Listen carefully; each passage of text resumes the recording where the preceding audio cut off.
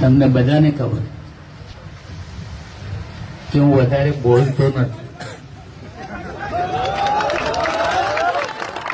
એક મર્યાદા.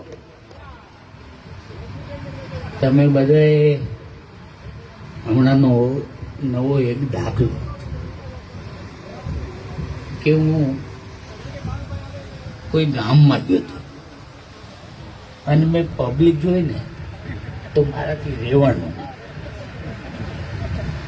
એટલે મારાથી કહેવાય ગયું કે તમે ચિંતા કરતા નહીં, તમને કોઈ ટેન્શન હું નહીં આપું, પણ તમને કોઈ ધોકા આપ મારે ને તો પરસોત્તમ સોલંકી છે. અને મેં સમાચારમાં તમે જોયું હોય બધા કે બધા કહેતા હોય કે આ મંત્રી દરજાનો માણસ અને જાહેરમાં આવું બોલે. મેં કીધું જીને જી હમ જોઈએ હમથી, હું તો જી છી અને કોઈ સમાતો દીકરો